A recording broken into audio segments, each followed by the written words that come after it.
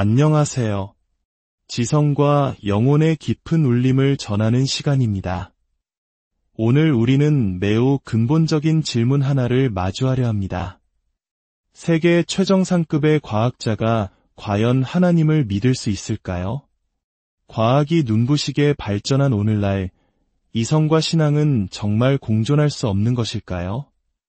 이 질문에 대한 답을 찾아가는 여정에 여러분을 초대합니다.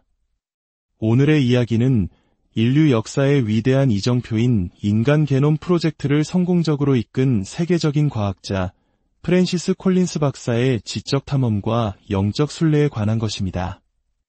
한때 확고한 무신론자였던 그가 어떻게 하나님의 존재를 확신하게 되었는지 그의 목소리를 통해 직접 따라가 보겠습니다. 본격적인 이야기에 앞서 잠시 주님의 은혜를 구하는 마음으로 부탁의 말씀을 드립니다.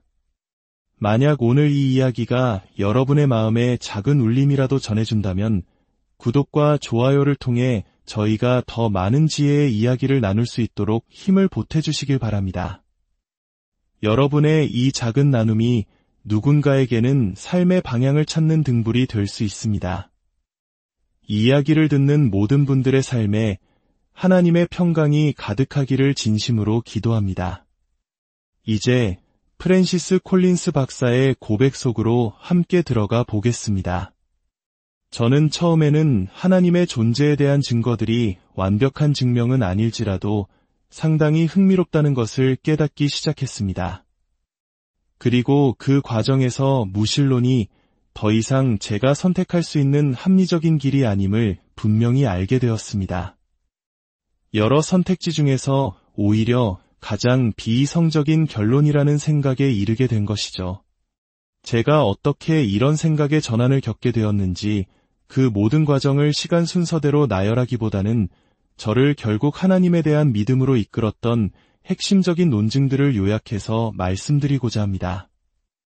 이 여정은 단순히 지적인 만족감을 주는 사건이었을 뿐만 아니라 제 안에 영적인 갈망이 있었음을 점차 발견하게 되는 과정이기도 했습니다. 흥미롭게도 하나님을 가리키는 첫 번째 단서는 아주 오래전부터 제 눈앞에 있었습니다. 바로 제가 평생을 바쳐 연구해온 자연 그 자체였습니다. 과거에는 미처 깊이 생각해보지 못했던 사실들이었죠. 첫 번째 단서는 이것입니다. 왜 세상은 아무것도 없는 무가 아니라 무언가 존재하는 유인가? 어찌 보면 당연한 말 같지만 조금만 깊이 생각해보면 결코 당연하지 않습니다. 왜 우주는 텅 비어있지 않고 이토록 무언가로 가득 차 있어야만 할까요? 노벨 물리학상 수상자인 유진 위그너의 수학의 비합리적인 유효성이라는 표현은 제 마음을 사로잡았습니다. 저 역시 대학원 시절 양자역학과 슈레딩거 방정식을 다루면서 물질과 에너지의 법칙을 묘사하는 수학 공식들이 얼마나 아름답고 정확하게 작동하는지에 깊은 감명을 받았기 때문입니다. 이 우주는 이토록 논리 정연하고 아름다운 수학적 언어로 설명될 수 있는 것일까요? 왜 자연을 설명하는 데 있어 수학은 이토록 비합리적일 정도로 효과적인 것일까요? 그리고 빅뱅 이론이 있습니다. 오늘날 거의 모든 과학자들이 동의하듯 우리 우주는 약 137억 년 전 하나의 시작점을 가집니다. 골프공보다도 작은 상상조차 할 수 없는 특이점에서 폭발적으로 시작되어 지금까지 팽창을 거듭하고 있는 것입니다. 우리는 은하들이 우리에게서 멀어지는 속도나 빅뱅의 메아리라 불리는 우주배 경복사 등을 통해 그 시작점을 역으로 계산해낼 수 있습니다. 하지만 여기서 과학은 거대한 벽에 부딪힙니다. 과학은 그 시작점, 즉 빅뱅 이전의 순간을 설명할 수 없습니다. 마치 무에서 가 창조된 것처럼 보입니다. 자연의 법칙 안에서는 결코 일어날 수 없는 일입니다. 만약 자연이 스스로를 만들어낼 수 없다면 이 우주는 대체 어떻게 시작된 것일까요? 어떤 사람들은 빅뱅 이전에 또 다른 자연적 힘이 있었다고 가정할 수도 있습니다. 하지만 그것은 문제를 해결하는 것이 아니라 단지 질문을 한 단계 뒤로 미루는 것뿐입니다. 그렇다면 그 자연적 힘은 또 무엇이 만들었는가 하는 질문이 남게 되니까요. 결국 제가 내릴 수 있었던 가장 합리적인 설명은 단 하나였습니다. 바로 시간과 공간의 제약을 받지 않는 초자연적인 존재, 즉 창조주가 이 모든 것을 시작했다는 것입니다. 이 창조주는 시간과 공간에 얽매이지 않으며 우주를 창조할 수 있는 지성과 능력을 가진 존재입니다. 이제 조금씩 그림이 그려지기 시작합니다. 이 창조주를 하나님이라 부릅시다. 그분은 시간과 공간을 초월한 초자연적인 존재이며 동시에 아주 뛰어난 수학자임에 틀림없습니다. 하지만 이야기는 여기서 끝나지 않습니다. 하나님은 위대한 수학자일 뿐만 아니라 경이로운 물리학자이시기도 합니다. 조금 더 깊이 공부하면서 저는 우주가 생명이 존재할 수 있도록 극도로 정교하게 미세 조정되어 있다는 사실을 깨닫게 되었습니다. 물리학과 화학을 공부해본 분들은 아시겠지만 우주의 모든 물질과 에너지는 여러 물리법칙의 지배를 받습니다. 이 법칙들은 아름답고 단순한 방정식으로 표현되지만 그 안에는 중력 상수나 빛의 속도와 같은 여러 상수들이 포함되어 있습니다. 현재의 과학으로는 이 상수들의 값이 왜 하필 지금과 같은 값을 갖는지 유도해낼 수 없습니다. 그 값들은 그저 주어진 것이며 우리는 실험을 통해 측정할 뿐입니다. 그런데 만약 이 상수들의 값이 아주 조금이라도 달랐다면 어떻게 되었을까요? 예를 들어 중력 상수가 지금보다 아주 약간이라도 강하거나 약했다면 우리 우주에 어떤 변화가 생겼을까요? 1970년대에 과학자들이 이 계산을 수행했고 그 결과는 실로 충격적이었습니다. 우주를 지배하는 약 15개의 물리상수 중 단 하나라도 그 값을 아주 미세하게 바꾸면 우주는 지금과 같은 모습을 유지할 수 없게 됩니다. 중력을 예로 들어보겠습니다. 만약 중력이 지금보다 100억 분의 1만큼만 약했다면 빅뱅 이후 물질들을 끌어당기는 힘이 부족하여 별과 은하, 행성, 그리고 바로 우리 같은 생명체가 결코 형성될 수 없었을 것입니다. 우주는 그저 차갑고 생명 없는 먼지들로 영원히 팽창했을 뿐입니다. 반대로 중력이 아주 약간만 더 강했다면 모든 물질이 너무 빨리 뭉쳐져서 우주는 생명체가 탄생할 시간을 갖기도 전에 거대한 수축, 즉 빅크런치로 붕괴해버렸을 것입니다. 이것은 단 하나의 예시에 불과합니다. 우리는 존재 자체가 불가능에 가까운 칼날 위에 서 있는 것처럼 아슬아슬한 확률 속에서 살아가고 있는 것입니다. 이 경이로운 데이터를 보고도 어찌 경외감을 느끼지 않을 수 있겠습니까? 그렇다면 이 현상을 어떻게 설명해야 할까요? 저는 3가지 가능성을 생각해 보았습니다. 첫째, 언젠가 미래의 과학이론이 이 상수들이 반드시 지금의 값을 가져야만 했는지 필연적인 이유를 밝혀낼 것이라는 가능성입니다. 하지만 제가 대화해본 대부분의 물리학자들은 그럴 가능성이 높지 않다고 생각합니다. 둘째, 우리 우주는 각각 다른 물리상수를 가진 무한의 가까운 다중 우주 중 하나일 뿐이라는 가설입니다. 그리고 우리는 당연히 모든 조건이 생명이 존재하기에 완벽하게 맞아떨어진 우주에 살고 있으니 이런 대화를 나눌 수 있는 것이라는 설명이죠. 이 가설은 방어 가능하지만 우리가 결코 관측할 수 없는 무한한 수의 다른 우주의 존재를 받아들여야 한다는 점에서 그 자체로 거대한 믿음의 도약을 요구합니다. 셋째, 이 모든 것이 의도된 설계라는 가능성입니다. 즉, 위대한 수학자이신 창조주 하나님께서 자신이 창조하는 우주가 생명으로 가득한 흥미로운 곳이 되게 하기 위해 마치 정밀한 기계의 다이얼을 맞추듯 이 상수들을 완벽하게 설정하셨다는 것입니다. 이 3가지 가능성 중 가장 단순한 설명이 가장 진실에 가까울 것이라는 오컴의 면도날 원칙을 적용해 본다면 여러분은 어떤 선택을 하시겠습니까? 저는 이미 창조주의 존재를 시사하는 다른 논증들을 접했기에 세 번째 가능성이 가장 설득력 있게 다가왔습니다. 하지만 여기까지의 논증은 우리를 아인슈타인이 말했던 질서정연한 우주에 감탄하는 신 즉 이신론의 하나님으로 이끌 뿐입니다. 우주를 창조하고 법칙을 설정했지만 인간사에 관여하지 않는 신 말입니다. 그렇다면 우리에게 인격적으로 다가오시고 우리를 사랑하시는 유신론의 하나님에게는 어떻게 다가갈 수 있을까요? 바로 여기서 저는 C.S. 루이스의 책 순전한 기독교의 첫 장, 우주의 의미를 푸는 13로서의 옳고 그름이라는 주제와 다시 마주하게 됩니다. 그리고 그 핵심에는 도덕률이 있었습니다. 저는 대학에서 철학을 전공하지 않았기에 도덕률이라는 개념이 처음에는 생소했습니다. 하지만 그 논증의 의미를 깨닫기 시작했을 때 제 마음속 깊은 곳에서 거대한 공명이 일어났습니다. 마치 평생 알고 있었지만 한 번도 제대로 생각해 본 적 없는 진실과 마주한 듯한 충격이었습니다. 그 논증의 핵심은 이렇습니다. 우리 인간은 동물계에서 유일하게 마땅히 따라야 할 보편적인 법칙, 즉 옳고 그름의 기준이 있다는 것을 내면적으로 알고 있다는 것입니다. 물론 우리는 매일 그 법을 어기며 살아가지만 역설적으로 우리가 그 법을 어겼을 때 변명을 한다는 사실 자체가 우리가 그 법의 존재와 권위를 인정하고 있음을 증명합니다. 어떤 사람들은 역사 속에는 끔찍한 일을 저지른 문화도 있지 않은가 라고 반박할 수 있습니다.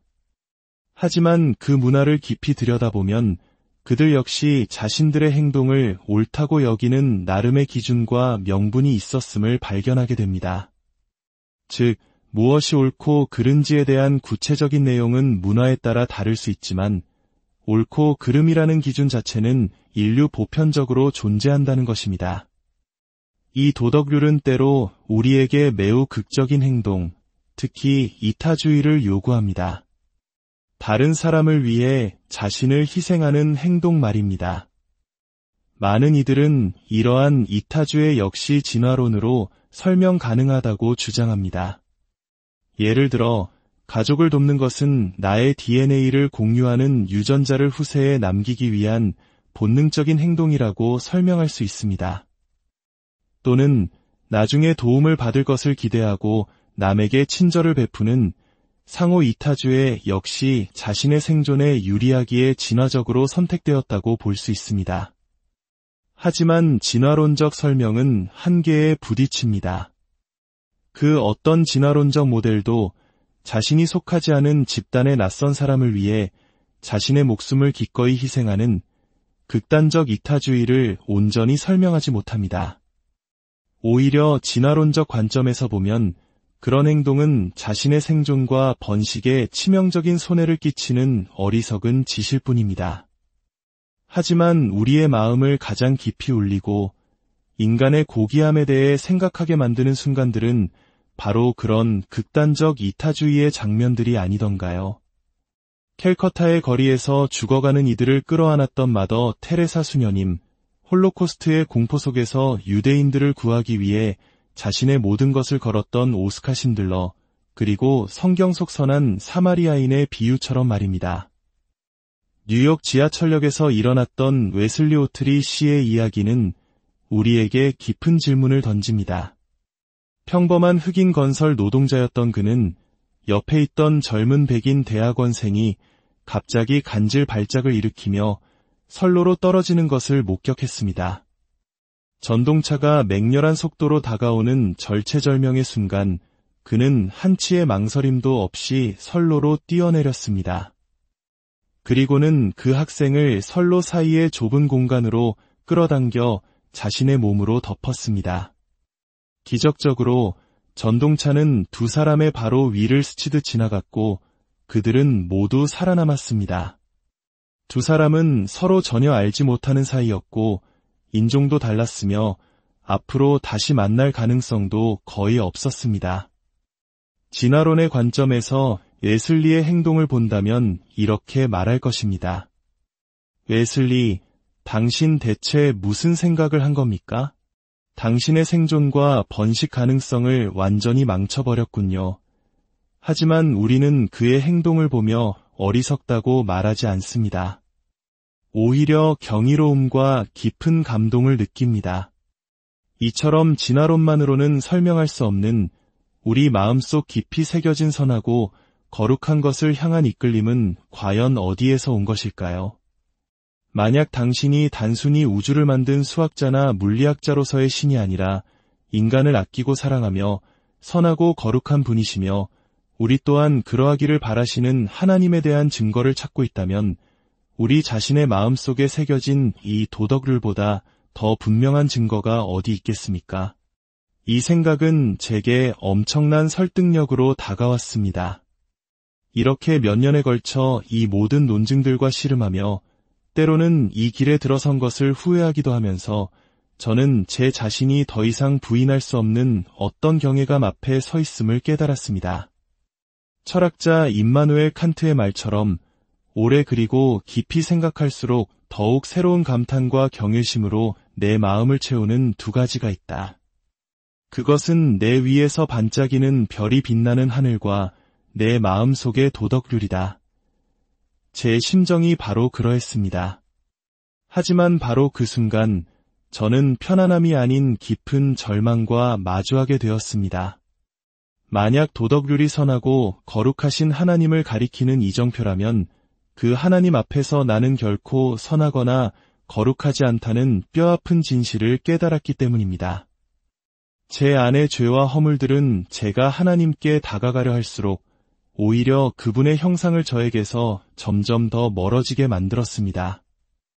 저는 스스로의 불완전함 때문에 하나님과의 관계를 맺는 것이 영원히 불가능할지도 모른다는 절망감에 빠졌습니다. 그 깊은 불안과 절망 속으로 한 줄기 빛이 비춰왔습니다. 그것은 바로 이 모든 문제에 대한 해답을 가진 한 분, 예수 그리스도에 대한 깨달음이었습니다. 그분은 단지 하나님을 안다고 주장하신 것이 아니라 스스로가 하나님이라고 말씀하셨습니다.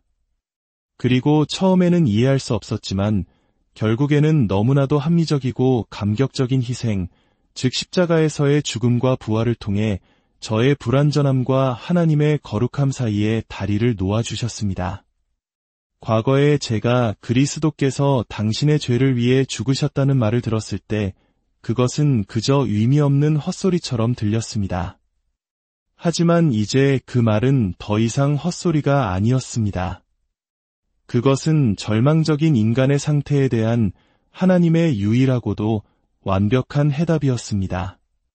성경 이사야서 신세장은 예수님이 오시기 700년 전에 이렇게 예언합니다.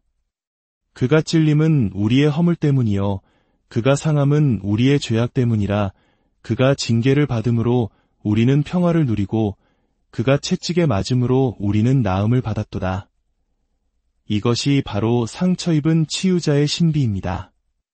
우리 인류가 겪는 모든 악과 죄의 문제에 대한 해결책, 그분의 이름은 바로 예수 그리스도이십니다. 그분만이 모든 것을 새롭게 하시는 분입니다.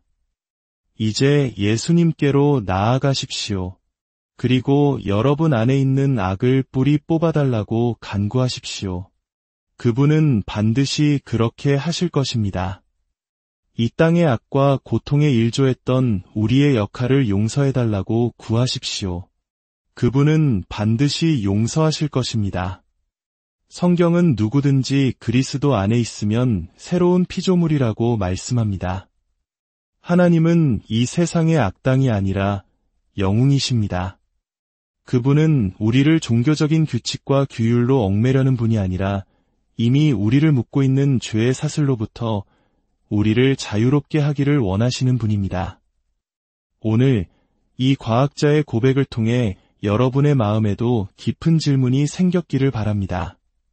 그리고 그 질문의 끝에서 여러분을 기다리고 계시는 인격적인 하나님을 만나게 되기를 소망합니다. 이 이야기가 여러분 각자의 지적인 여정과 영적인 탐구의 작은 등불이 되기를 바랍니다. 주님의 은혜와 평강이 여러분과 늘 함께하기를 기도합니다.